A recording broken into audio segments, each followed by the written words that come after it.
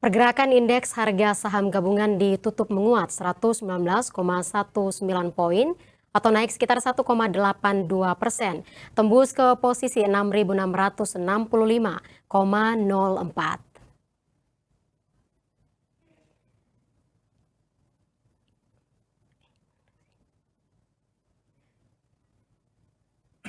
Indeks harga saham gabungan ditutup menguat 1,82% atau bertambah 119,19 poin ke posisi 6.665,04 dengan 11 dari 12 indeks sektoral mengalami penguatan sejak awal perdagangan. Indeks sektoral teknologi memimpin dengan kenaikan terbesar 5,51%, sedangkan satu indeks sektoral melemah, yakni sektor properti dan real estate, melorot 0,78%. Sebanyak 283 saham naik, 304 saham turun, dan 210 saham cenderung stagnan. Total volume perdagangan saham di sesi kedua melonjak dari sesi sebelumnya mencapai 17,98 miliar lembar saham, dengan total nilai transaksi sebesar 9,35 triliun rupiah. Dan untuk mengetahui lebih jauh perihal pergerakan IHSG hari ini, saat ini saya mengajak Anda untuk berbincang dengan Mirdal Gunarto, Global Market Strategis Maybank Indonesia. Selamat sore Pak Mirdal. Selamat sore Bu Maria dan pemirsa kabar Bursa. Apa kabar Pak Mirdal? Alhamdulillah baik Ibu. Baik Pak Mirdal, kita langsung saja ya Pak. Pak Mirdal, apa hasil pengamatan Anda terkait pergerakan IHSG hari ini? Masihkah bearish atau merupakan sinyal IHSG akan segera rebound? Ya, jadi begini ya Bu Maria ya. Kalau saya amati, kembangan IHSG saat ini masih relatif volatile ya. Karena kalau kita lihat dari perkembangan ekonomi global sendiri juga masih kurang kondusif. Lalu juga di sisi yang lain juga kita lihat dari domestik sendiri juga ada kabar kurang bagus ya yang diberikan oleh lembaga investasi seperti Goldman Sachs atau juga sebelumnya Morgan Stanley. Dan ini yang kelihatannya dalam beberapa hari terakhir ini memberikan pengaruh yang kurang bagus ya. Tapi ya setidaknya untuk volatilitas ataupun juga bagi para investor yang ingin melakukan investasi secara short term, sebenarnya ini perkembangannya cukup memberikan potensi yang maksimal ya buat keuntungan mereka. Tapi bagi investor yang memiliki orientasi investasi menengah panjang, kelihatannya untuk kondisi saat ini memang tekanannya cukup terlihat ya, terutama berbagai faktor, terutama dari perkembangan yang terjadi dari Amerika Serikat mengenai perang dagang. Ini kelihatannya cukup memberikan pengaruh yang kurang bagus ya. Apalagi juga kalau kita lihat dari sisi investor global, ini kelihatannya banyak yang kurang sabar ya melihat progres perkembangan dari aktivitas ekonomi Indonesia, sehingga pada saat mereka melihat kondisi ekonomi Indonesia tidak sesuai dengan ekspektasi mereka, perkembangan pada saat pemerintahan transisi saat ini, mereka langsung memasang aksi jual ya, atau sell on rally. Dan kita lihat ya dari periode awal tahun 2025 ini sampai beberapa hari terakhir, investor asing itu sudah mencatatkan posisi net selling di bursa saham kita itu kurang lebih sekitar 1,1 miliar US dollar. Jadi ini yang kelihatannya juga ke depannya itu kalau kita lihat sih pergerakan IHSG masih akan sangat volatile. Hari ini mungkin kita akan melihat perkembangan IHSG yang mengalami rebound yang sangat signifikan, tapi tidak menutup kemungkinan juga pada saat nanti ada perkembangan kurang bagus dari sisi global ataupun juga ada sesuatu dari sisi lokal yang kelihatannya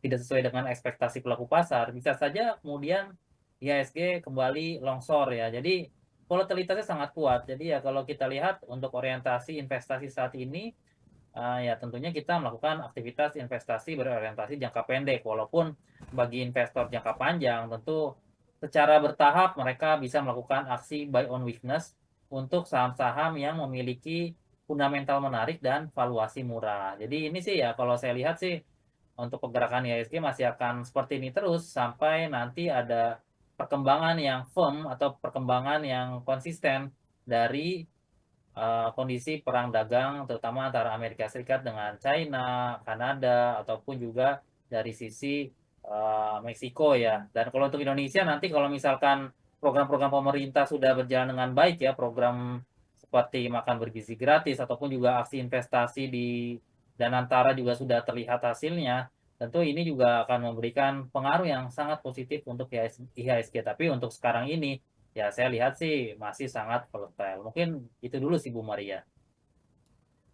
Baik Pak Mirdal, terima kasih. Lalu untuk penjualan otomotif periode Februari 2025 ini kan tumbuh positif. Apakah ini menjadi sinyal positif untuk saham Astra Internasional dan Indomobil Sukses Internasional? Apa analisis Anda, Pak?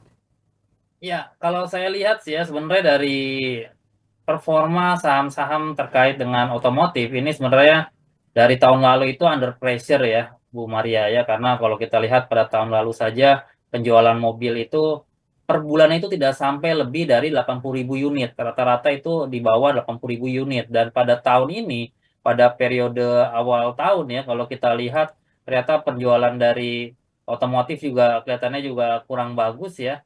Kita lihat pada awal tahun penjualan mobil bulan Januari itu kurang lebih sekitar 61.000 unit, ini sangat rendah sekali, dan kelihatannya juga pada periode bulan Februari, kalaupun juga ada kenaikan juga kelihatannya kenaikannya pun juga tidak terlalu signifikan ya. Jadi ya kemungkinan juga ini masih ditopang oleh adanya pameran yang terjadi pada bulan Februari lalu ya, pameran di BSD.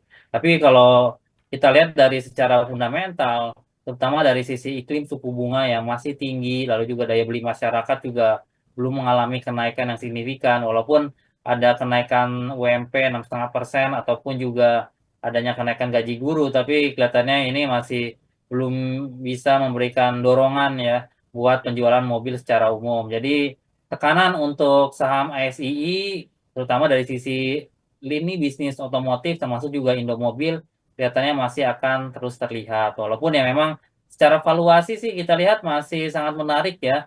Untuk Astra Internasional ini kalau kita lihat price earning rasionya sangat rendah sekali. Jadi ya kalaupun kita lihat lini bisnis Astra yang lain seperti lini bisnis dari mining ini masih kelihatannya juga masih ada performa yang cukup menjanjikan, walaupun memang untuk harga batu bara juga sekarang ini juga kita lihat juga tekanannya juga cukup terasa ya. Tapi ya setidaknya kalau kita lihat dari secara umum sih performa Astra sebenarnya tidak terlalu buruk. Cuman kalau dari sisi lini otomotif ini selama suku bunga masih tinggi kelihatannya cukup berat ya. Jadi ya kita memang kalaupun ingin melakukan aksi buy on weakness ya untuk saham Astra ini kelihatannya benar-benar harus bertahap ya. Kalaupun ada diskon harga ataupun ada koreksi lumayan dalam ya barulah kita bisa masuk secara pelan-pelan. Tapi kalau kita lihat dari prospek bisnis otomotif untuk tahun ini, selama iklim suku bunga masih tinggi, selama BI rate-nya juga masih belum mengalami penurunan secara signifikan, saya rasa sih untuk saham dari sisi otomotif ini masih cukup berat ya Bu Marian ya. Mungkin dari saya sih itu dulu sih Bu. Karena cukup berat, jadi jangan terburu-buru ya untuk para investor ya, Pak. Betul sekali Bu Maria. Baik Pak, kita bicara soal tunjangan hari raya untuk pegawai negeri sipil, TNI, Polri itu kan dipastikan mulai cair itu 17 Maret 2025. Apakah ini akan berdampak pada beberapa saham dan saham sektor apa saja yang akan paling berdampak? Nah, akankah tren positif saham perbankan akan berlanjut pada pekan ini atau ya biasa saja Pak? Ya, kalau dari sisi saham perbankan sih, terus terang sih, kalau menurut saya masih bergantung terhadap perkembangan dari sisi global ya, Bu Maria ya. Terutama saham perbankan big caps ya, seperti BBRI, Bank Mandiri, BCA, ataupun juga Bank BNI. Ini terkait perkembangan dari sisi global maupun juga dari sisi domestik yang memang lebih banyak pada perkembangan dari aktivitas investor asing yang melihat kondisi ekonomi Indonesia saat ini.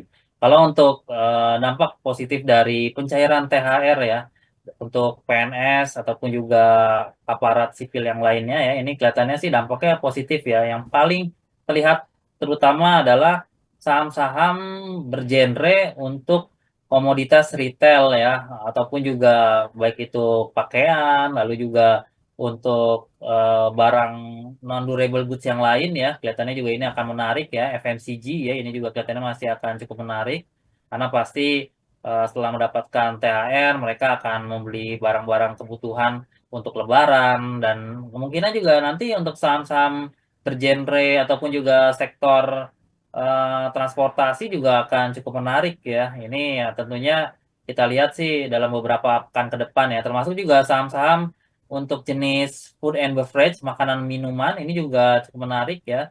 Seperti Java, ini juga kelihatannya juga patut kita perhatikan. Mayora juga ini juga akan kita lihat ya. Termasuk juga langganan seperti Ramayana ya, Ralph juga ini kalau kita lihat juga masih akan cukup menarik. Mungkin emiten-emiten itu yang dalam beberapa hari ke depan akan menarik kita sorot ya, termasuk juga emiten-emiten yang berkaitan dengan hotel ataupun juga transportasi ya, transportasi darat ya, bisa kita lihat ada beberapa emiten ya, emiten Panorama Tours ataupun juga Bayu Buana ini juga ya kita bisa lihat juga ya, termasuk juga beberapa emiten transportasi yang lain.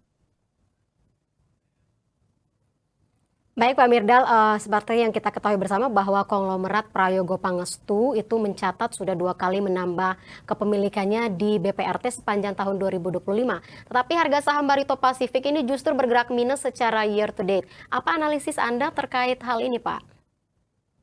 Ya, kalau untuk BRPT ya, kalau saya lihat sih memang emiten ini masih agak mahal ya valuasinya untuk BRPT ya. Jadi ya wajar ya kalau kita lihat sih masih terjadi koreksi, apalagi juga dalam beberapa periode terakhir kan sempat emiten ini mengalami lonjakan yang cukup signifikan ya. Kalau saya lihat sih memang dari nilai bukunya juga masih agak mahal ya, ini di atas 2,6, lalu juga dari rasio debt per equity-nya juga ini masih tinggi ya. Rasio hutang dibandingkan equity itu lebih dari 117%. Jadi kalau kita lihat juga ini memang secara valuasi ya sangat mahal ya. Dan dari sisi perolehan profit juga masih relatif tipis ya untuk emiten ini.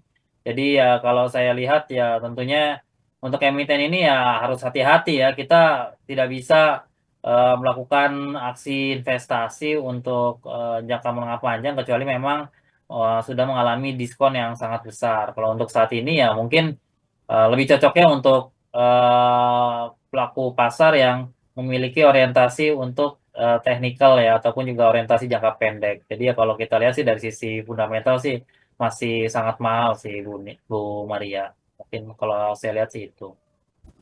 Berarti para pelaku pasar harus lebih berhati-hati ya, Pak, karena memang sahamnya masih mahal ya, Pak.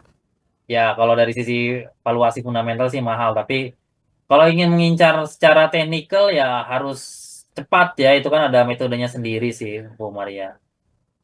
Baik Pak Mirdal, pertanyaan terakhir Pak, Kementerian Keuangan ini kan akhirnya besok akan memaparkan APBN kita periode Januari 2025. Apakah investor akan memilih wait and see untuk perdagangan esok hari? Dan kira-kira seperti apa pergerakan IHSG menurut prediksi Anda? Ya, kalau untuk besok ya, sebenarnya besok itu kan pelaku pasar juga akan bergantung pada data global ya, terutama data inflasi Amerika Serikat akan dirilis nanti malam. Kalau inflasi Amerika Serikat periode bulan Februari turun dari yang sebelumnya 3% menjadi 2,9% ataupun juga 2,8%, tentu ini bisa memberikan sentimen positif untuk market Indonesia. Sementara kalau dari sisi domestik ya setelah ada vonis dari Goldman Sachs ya kita lihat sempat ya negatif ya, tapi di pasar obligasi, tapi di pasar saham kita lihat tadi mengalami rebound. Cuman kita juga mendapatkan berita positif dari Fitch Rating. Nah, besok untuk kemungkinan jadwal rilis untuk laporan fiskal pemerintah periode awal tahun ini juga cukup menarik ya, karena biasanya kan jeda waktunya itu hanya 1 bulan, tapi ini kurang lebih sekitar 2 bulan ya, dan kita lihat sih ya untuk harapannya defisit fiskal untuk awal tahun kemungkinan juga masih relatif terjaga di bawah 3% dengan ada perolehan pendapatan dari terutama dari sisi perolehan cukai rokok ya, walaupun cukainya tidak mengalami kenaikan, tapi pemerintah menetapkan harga eceran tertinggi untuk rokok itu mengalami kenaikan, jadi harapannya juga bisa ada tambahan perolehan cukai ya untuk awal tahun. Dan di sisi yang lain juga kita lihat ada beberapa kontribusi dari bea keluar ataupun juga bea masuk dari aktivitas perdagangan internasional pada awal tahun, kita lihat juga kita bisa mencatat surplus dagang, dan ini harapannya juga bisa memberikan kontribusi fiskal terutama dari sisi bea keluar ataupun juga bea masuk ya. Sementara kalau untuk aktivitas yang lain dari sisi PPN memang banyak diskon ya. PPN untuk perumahan, PPN untuk mobil listrik itu banyak diskon.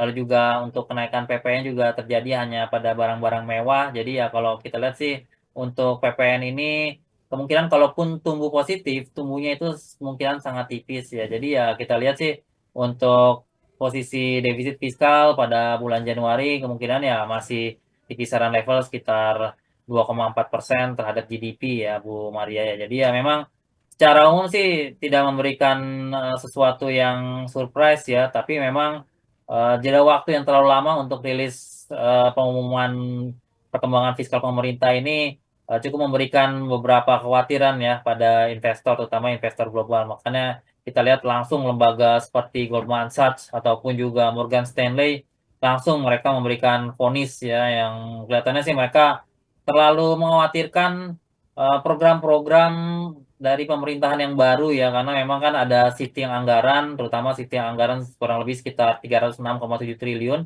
yang biasanya digunakan secara BAU atau business as usual untuk meeting, untuk perjalanan dinas PNS ataupun juga untuk transfer daerah maupun juga belanja infrastruktur. Sekarang dialihkan untuk makan bergizi gratis ya program dan juga untuk modal kebutuhan dan antara. Tapi memang dua program ini masih belum berjalan secara cepat ya, makanya investor global langsung memberikan vonis yang kurang bagus ya. Tapi ya saya rasa kalau nanti program ini sudah berjalan dengan baik, program-program pemerintah juga fokus anggarannya juga sudah eh, terlaksana dengan rapi ya, ya kita harapkan juga dari kontribusi fiskal kita juga akan sangat bagus ya, dan pada akhirnya juga akan mampu mendorong ekonomi kita untuk tumbuh setidaknya tumbuh at least 5,08% pada tahun ini. Mungkin dari kita sih ya mungkin lihatnya itu dulu sih Bu Maria, walaupun juga dari sisi IHSG ya faktornya tidak hanya dari sisi domestik saja tapi juga dari sisi global. Sehingga ya kalau untuk besok ada potensi juga ribuan masih akan terus terjadi ya, asalkan data CPI atau data inflasi Amerika relatif menurun, kita lihat sih ada kemungkinan kenaikan IHSG sekitar 48 sampai 56 points ya. Mungkin dari saya sih itu dulu sih Bu Maria. Baik Pak Mirdal, terima kasih banyak untuk waktu serta analisis yang sudah dibagikan kepada sahabat kabar bursa pada sore hari ini dan selamat beraktivitas kembali Pak. Ya, thank you.